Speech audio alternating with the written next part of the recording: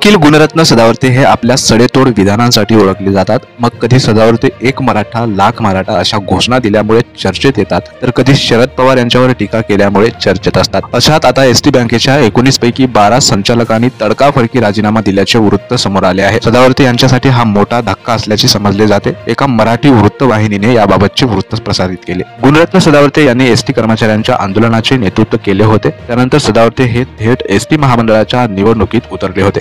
सदावर्ते यांच्या पॅनलने एसटी बँकेची संचालक मंडळाची निवडणूक लढवली। या निवडणुकीत सदावर्ते यांच्या पॅनलला 19 पैकी 12 जागांवर विजय मिळाला। मात्र अंतर्गत कलहामुळे अखेर आज 12 जणांनी राजीनामा दिला। आज या संचालकांनी एसटी महामंडळाचे अतिरिक्त संचालक बिमनवार यांची भेट घेतली। त्यानंतर त्यांच्याकडे राजीनामा सुपूर्द केल्याचं वृत्त एका मराठी वृत्तवाहिनीने दिलं आहे। एसटी कर्मचाऱ्यांनी दिलेले राजीनामे हा सदावर्ते यांच्यासाठी मोठा धक्का मानला जात आहे। यामुळे सदावर्ते यांच्या एसटी महामंडळातील नेतृत्वाबाबत प्रश्नचिन्ह उपस्थित झाला आहे। या राजीनामा सत्रामुळे एसटी महामंडळात एकच खळबळ उडाली। मंडळी, या बातमीबद्दल तुम्हाला काय वाटते कमेंट मध्ये नक्की कळवा। चॅनलवर नवीन असाल तर चॅनलला सबस्क्राइब करा। धन्यवाद।